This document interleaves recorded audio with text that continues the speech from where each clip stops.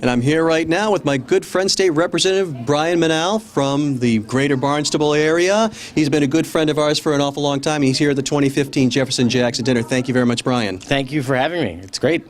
You've actually been involved in quite a bit of energy on Beacon Hill recently. Can you tell us a little bit about the fight against the PACs that you've been taking on over the last couple of years? Sure. I was one of 20 reps who was targeted by a 501c4 organization. And what a 501c4 is they're not a nonprofit. They sort of fall into this gray area of a social welfare organization.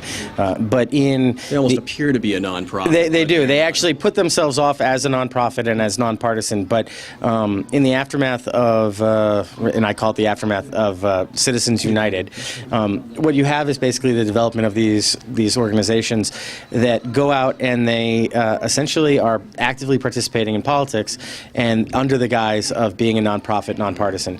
In this case, there's a group.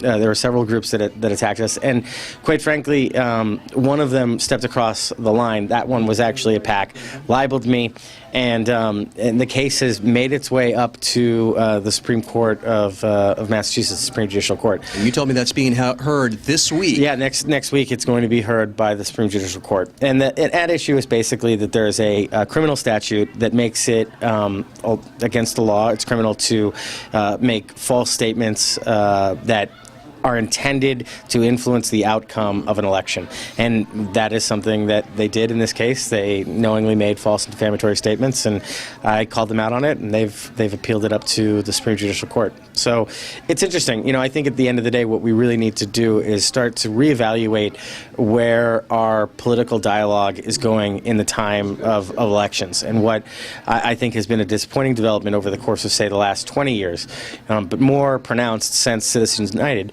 has been this sort of the downfall of honesty in our electoral process. And so what you have are these groups that will stop at nothing and are willing to lie and cheat and literally steal elections.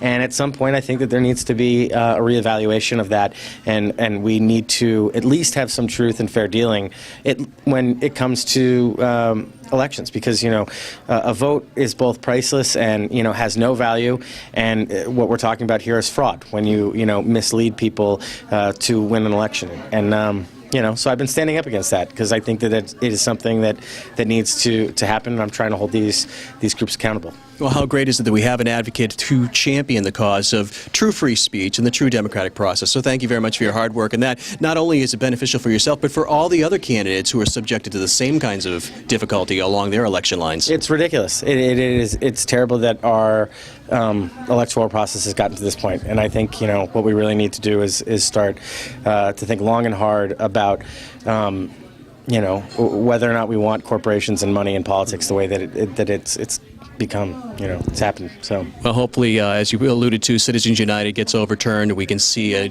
return to integrity in the electoral process. Yeah. On top of that, you've also been championing the cause of environmental protections, other improvements here that affect the district. Can you talk about those to us a little bit? Sure. Earlier this year, I was appointed vice chair of the Joint Committee on the Environment, Natural Resources, and Agriculture, and that's something that's obviously very relevant to Cape Cod. We have a wastewater issue here, and so we've been working on trying to help with the county and really get some attention from the state and federal government to start looking at our groundwater and long-term planning for the Cape. And apart from that, I've had the opportunity to get some things into the budget that I think are good for the environment. Most recently, I was successful in adding an amendment to the budget that will open up or expand the state's conservation land tax credit. So this is a credit that if someone wants to donate land or put it under a conservation restriction, they can get up to $75,000. So it's both good for people who are in the position to donate land, but it's obviously something that's good for the environment as well. Oh, fantastic. Thank you very much for bringing both those on up, because those are valuable to the Cape economy and the Cape environment as well. So thanks very much for providing that as well. And of course, you've been a regular contributor to the Jefferson Jacson dinner every year. You got to hear comments from Joe Kennedy. It was actually really encouraging and inspiring to see you give out the award for the to the Centerville Pie Company. I know they're right within your district. You have long ties to them. I love those guys. Yeah, they are. They're great. And I mean, it's good to see Joe come back as well. It's always nice to see him. And Lori and Kristen, we're blessed to have that business in our community. They're just sweet people, and they share our values in terms of,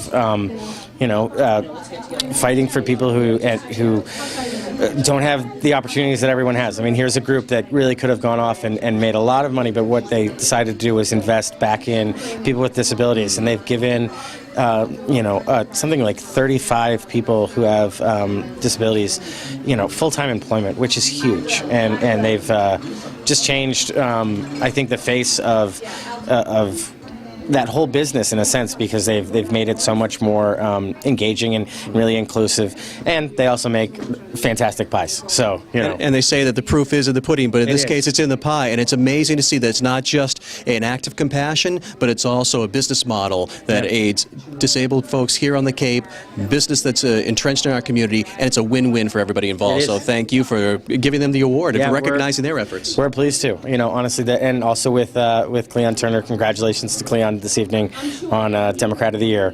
Long overdue. We certainly miss Cleon up at the State House. Well, we miss him, but we certainly have you. So thank you for your contributions. Well, thank you. All right.